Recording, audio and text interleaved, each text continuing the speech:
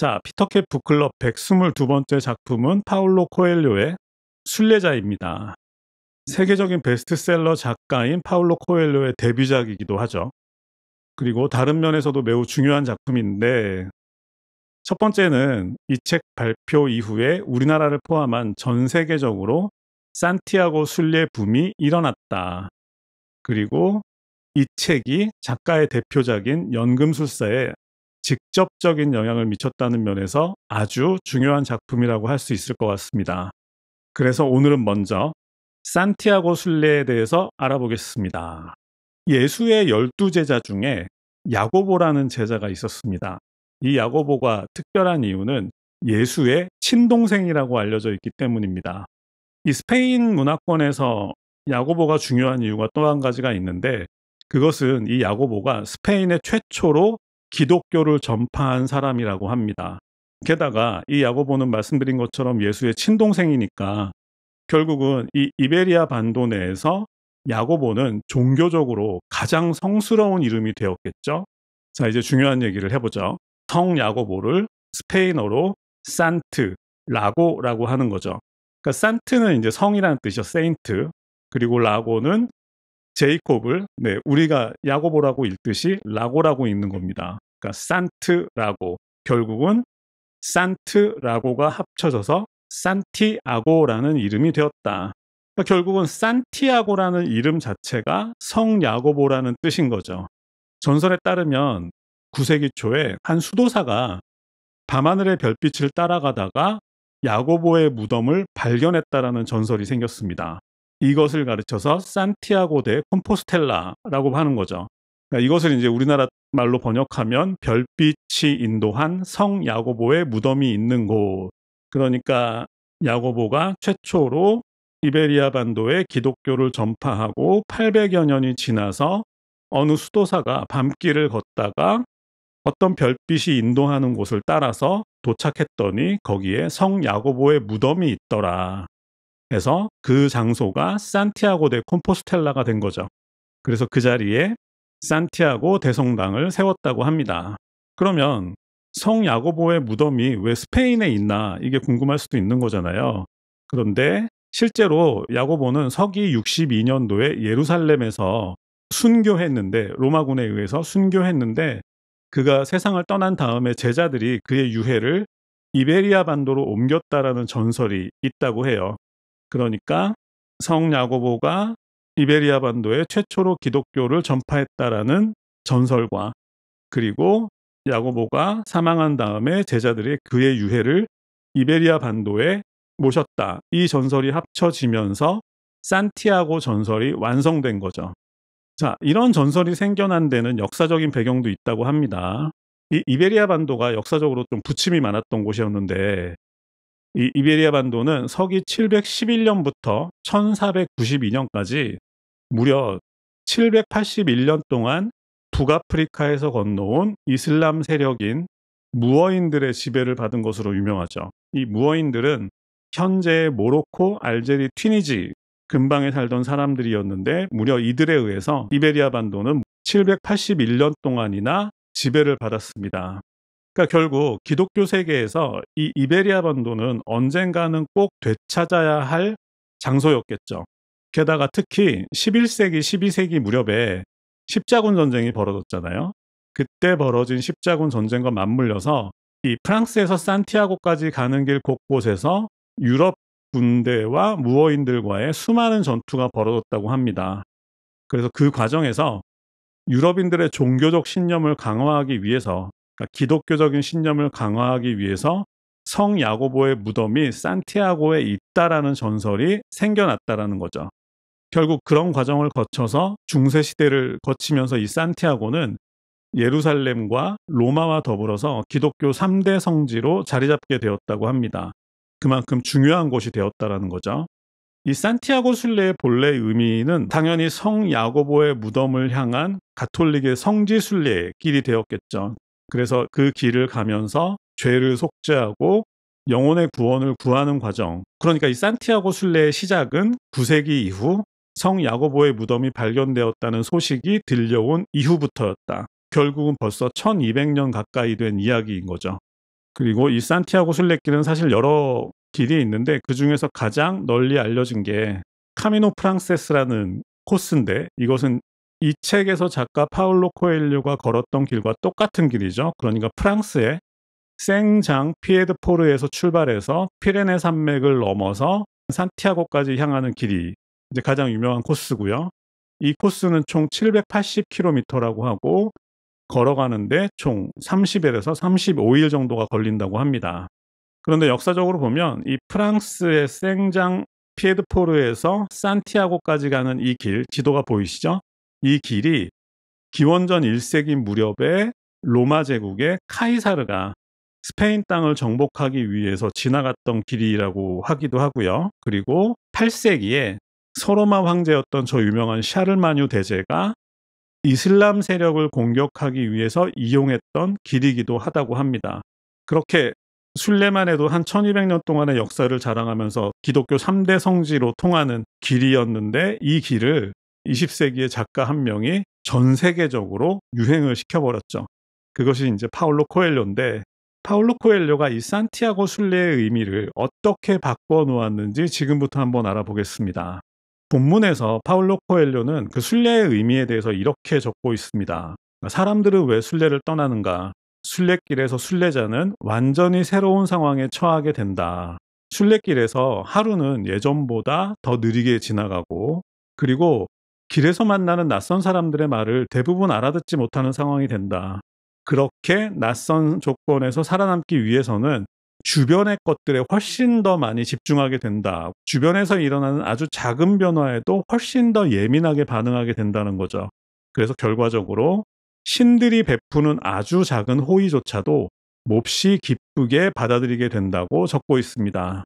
또한 사물의 아름다운 면에 더 집중하게 되고, 또 그것을 통해서 살아있다는 사실에 더 감사하게 된다고 하는데, 그런 모든 과정을 통해서 작가는 신의 목소리를 더 뚜렷이 들을 수 있게 된다. 비유죠. 신의 목소리를 더 뚜렷이 들을 수 있게 된다라는 말의 의미는 자신의 내부에서 울려나오는 운명의 목소리를 더 분명하게 들을 수 있게 된다.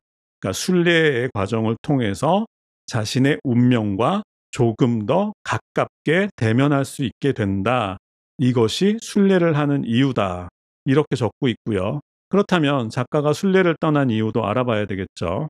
브라질 출신인 파울로 코엘료는 40살 무렵에 산티아고 순례길에 나섰는데, 그 이유는 아마도 자신의 삶을 변화시키고 싶었던 거겠죠. 구체적으로 말하면 작가가 되고 싶었다라는 건데, 하지만 당시에 그는 이미 나이도 벌써 40살이나 됐고 결혼도 했고 또 안정적인 직장도 가지고 있었기 때문에 쉽게 결정을 내릴 수 없는 상황이었겠죠. 결국은 혼자서 오랫동안 끙끙 앓다가 고민 끝에 순례에 나서기로 결심했다는 거죠. 그가 순례에 나선 직접적인 이유는 자신의 삶에 결정적인 변화가 필요했고, 산티아고 순례가 자신을 새로운 존재로 바꿀 수 있는 계기가 될 거라 믿었기 때문이었던 것 같습니다. 우리 연금술사 시간에 이런 얘기 했었죠. 연금술사가 주인공 산티아고에게 이렇게 얘기를 하죠. 연금술은 납을 금으로 바꾸는 게 아니라 평범한 것을 귀한 것으로 바꾸는 것이다. 결국 연금술사의 주인공인 산티아고 소년의 삶을 귀한 것으로 바꿔주는 것이 바로 그 여행 자체였죠. 그러니까 그 여행이야말로 진정한 연금술이었다. 이것을 말하는 게 연금술사다. 라고 연금술사 시간에 얘기를 했었는데, 작가 자신 또한 낯선 곳에서의 순례를 통해서 새로운 자신으로 태어날 수 있을 거라고 믿었다라는 의미겠죠. 결과적으로 파울로 코엘료가 1986년도에 경험했던 산티아고 순례는 그의 삶을 완전히 바꿔놓았습니다. 작가가 된 거죠. 그런데 여기서 기가 막힌 건, 작가가 됐는데 어떻게 작가가 됐냐면 바로 자신이 한 순례의 이야기를 글로 써서 작가가 된 거죠. 이런 사연이 알려지면서 전 세계 수많은 사람들이 작가의 길을 따라 나서기 시작했다라는 거죠. 그런데 이 책이 그렇게 편하게만 읽히지는 않죠. 왠지 좀 독특한 방식으로 쓰여 있어서 그런 건데, 본문을 보면 이 책의 문장들이 뭔가 좀 신비주의적인 면도 좀 있는 것 같고, 또 암시적인 면도 좀 있는 것 같고, 또 비유적인 글들도 꽤 많은 것 같고, 또 심지어는 좀 자기계발서 같은 얘기들도 꽤 나오고 해서 사실은 뭔 소리인지 모르겠다라고 하시는 분들도 꽤 많은데, 제 생각에는 이 책이 주로 성경의 방식으로 쓰여졌기 때문인 것 같습니다. 비유로 읽어야 한다는 거죠. 예를 들어서 이런 얘기가 있죠. 주인공은 현대 프리메이슨 같은 비밀 회합의 마스터가 되기 위해서 자신의 검을 찾으러 나선다는 얘기를 하고 있는데, 사실은 이걸 비유적으로 이해하면 이렇게 될 수 있는 거죠. 어떤 회합의 마스터가 되고 싶다. 이 얘기는 새로운 삶을 살아가기 위한 자기만의 무기를 갖고 싶다. 그러니까 작가가 되고 싶다라는 걸 의미한다고 이해할 수 있을 것 같고, 그리고 그 밖에도 이 책에 등장하는 검은 개를 포함한 수많은 상징들은 대부분 순례 과정에서 겪게 되는 내적, 외적 경험들의 은유인 것 같습니다. 예를 들면 순례길 초반에는 당연히 두고 온 것들에 대한 불안에 시달렸을 것이고, 그리고 780km면 딱 부산에서 신의주까지의 거리인데 자신은 이 먼 길을 절대 갈 수 없을 거라는 생각과 함께 내가 이걸 왜 해야 하지? 하는 갈등에 시달렸을 것이고, 그리고 점차로 순례길에 익숙해지고 자신과의 대화가 시작되면서 과거에 자신이 했던 말이나 행동에 대한 후회가 밀려왔을 것이고, 그리고 그 과정에서 자기 내면에서 수많은 악마들을 발견하게 되었을 것이고, 그리고 죽음에 대해서도 진지하게 생각할 기회가 있었을 것이고, 그렇게 순례 과정에서 경험한 모든 일들이 비유적으로 쓰여졌다고 생각하면 될 것 같다. 그런 비유 중에서 가장 마음에 들었던 게 있는데, 이 책에는 예수가 매달려 있지 않은 빈 십자가에 관한 이야기가 등장을 하죠. 그런데 그것에 대해서 작가는 이 십자가에 예수가 매달려 있지 않은 이유는 그것은 예수님이 이미 우리 마음속으로 옮겨왔기 때문이라고 말하고 있습니다. 그러니까 이런 비유를 마음껏 자유롭게 사용할 정도로 작가는 성경과 성경의 비유에 대해서 아주 잘 알고 있고, 그것을 자신의 작품에 그대로 반영했다라는 생각이 듭니다. 자, 이제 이 책의 결론에 대해서 한번 말씀을 드려보겠습니다. 겉으로 쓰여 있는 얘기는 이런 거죠. 이 책은 작가가 산티아고 순례를 통해서 자신의 검을 찾고자 했던 과정으로 쓰여 있죠. 이걸 비유적으로 해석하면 작가가 되고 싶은 소망에 대한 확신을 얻고자 했던 거죠. 순례를 통해서 자신의 검을 찾고 싶다. 순례를 통해서 작가가 되고 싶다라는 확신을 얻고 싶다. 그리고 그런 결심을 하는 데는 현재 소유하고 있는 모든 것들을 다 내주어도 후회하지 않을 만큼의 확신이 필요했겠죠. 그 확신을 순례를 통해서 얻고자 했던 것인데, 그런데 그 과정에서 작가는 그 검을 찾으려고만 했지 정작 그 검으로 뭘 할지는 생각하지 못했었다라는 거죠. 이렇게 해석할 수 있겠죠. 산티아고 순례를 통해서 작가가 되고 싶다라는 그런 소망을 품기만 했지 정작 작가가 되어서 어떤 글을 쓰겠다라는 생각을 해본 적은 없었다라는 거죠. 그런데 이 순례가 바로 작가에게 그 선물을 주었다라는 겁니다. 그것은 바로 우리가 잘 알고 있는 자신이 경험한 이 순례처럼 인간을 근본적으로 변화시키는 연금술에 대해서 쓰는 것 하는 깨달음을 얻을 수 있었다라는 거죠. 저는 이 책을 통해서 산티아고 순례가 그냥 남들 한 번씩 다 가니까 나도 가는 그런 게 아니라 익숙하지 않은 환경에 나를 의도적으로 던짐으로써 자연에 대해서, 그리고 나 자신이 살아있다는 사실에 더 감사할 수 있게 되고, 그리고 그런 경험들을 통해서 살아있는 동안 더 치열하게 나의 운명을 살아가겠다는 다짐도 할 수 있는 과정이 되기도 하는 것 같습니다. 그리고 9세기의 전설에서 비롯된 산티아고 순례가 파울로 코엘료의 작품으로 인해서 새로운 신화로 재탄생하는 과정을 지켜보는 것도 이 책을 읽는 매우 특별한 경험이겠죠. 파울로 코엘료가 86년도에 처음 갈 때만 해도 산티아고 순례를 하는 사람들이 1년에 한 400명 정도 됐었는데, 코엘료의 책이 나오고 한 20년 정도가 흘렀을 때 산티아고 순례를 하는 사람들이 1년에 400명에서 하루에 400명으로 늘었다더라. 그만큼 이 작품이 산티아고 순례에 대한 또 새로운 신화 창조의 모태가 된 거죠. 자, 오늘 준비한 얘기는 여기까지고요. 여기서 마무리하겠습니다. 감사합니다.